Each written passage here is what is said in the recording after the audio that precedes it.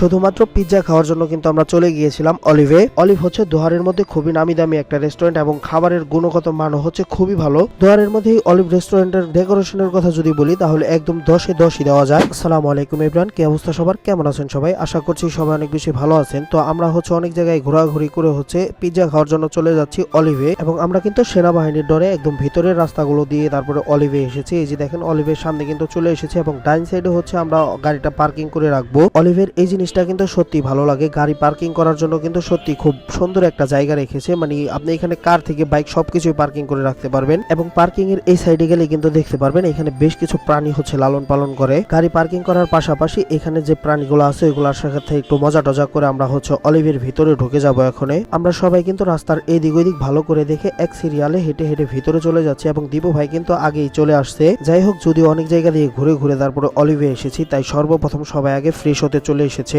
সত্যি অলিভের ডেকোরেশনের প্রশংসা করতেই হয়। এখান থেকে ফ্রেশ হয়ে সরাসরি ভিতরে ঢুকে আসে। আর আমরা কিন্তু এসেছি দ্বিতীয় তলায়। দ্বিতীয় তলাটা কিন্তু এমনি খুবই সুন্দর করে সাজানো, আমার কাছে ভালো লাগে পার্সোনালি। অলিভে যেই কয়বার আসা হয় ম্যাক্সিমাম টাইমে হচ্ছে দ্বিতীয় তলায় বসা হয় আমাদের। সাইডেই দেখতে পেলাম ছোট বাচ্চাদের জন্য একটা গাড়ি রাখা আছে। গাড়ি বলতে ছোট যে বেবিগুলো আছে তাদেরকে আর কি এখানে বসাতে পারবেন। তো এখান থেকে চলে যাই সরাসরি বাহিরের সাইড, এবং বাহিরের সাইডটাও কিন্তু খুবই সুন্দর, প্রাকৃতিক একটা পরিবেশের একটা ফিল নিতে পারবেন। দ্বিতীয় তলায় থেকে তৃতীয় তলায় চলে আসি আপনাদেরকে তৃতীয় তলাটা একটু দেখানোর জন্য। দেখেন কি পরিমাণ সুন্দর করে হচ্ছে ডেকোরেশন করা তৃতীয় তলা। একদম ফুল ফ্যামিলি নিয়েও যদি কেউ আসেন তাহলেও কিন্তু এখানে বসার জন্য জায়গা আছে হিউজ পরিমাণের। দোহার নবাবগঞ্জের মধ্যে এই একটা রেস্টুরেন্ট যেখানে ডেকোরেশনও সুন্দর প্লাস খাবার দাবারের মানও খুবই ভালো। তৃতীয় তলার বাহির সাইডটা কিন্তু ঠিক এরকম সুন্দর করে সাজানো গোছানো। এই জায়গায় বসে খাওয়া দাওয়ার পাশাপাশি কিন্তু পুকুরেরও সুন্দর একটা ভিউ উপভোগ করতে পারবেন। এবং তৃতীয় তলায় থেকে কিন্তু আমরা দ্বিতীয় তলায় এসে খুব সুন্দর করে এক সাইডে বসে পড়ি সবাই মিলে। এখানে হচ্ছে মেনুটা দিয়ে গিয়েছে এবং ভাইয়েরা হচ্ছে দেখে পিৎজা অর্ডার দিতেছে। পিৎজাটা অর্ডার দেওয়ার পরে আমরা এখানে সবাই মিলে হচ্ছে মোবাইল টোবাইল টিপতেছিলাম, এবং অর্ডার দেওয়ার অল্প কিছুক্ষণ সময় পরেই হচ্ছে আমাদের এখানে মেনুই সস এবং হচ্ছে প্লেটগুলো সার্ভ করতেছিল। প্লেটগুলো দেওয়ার পরেই কিন্তু আমাদের যে পিৎজাটা ছিল অর্ডার দেওয়ার, সেই পিৎজাটা কিন্তু নিয়ে এসেছে।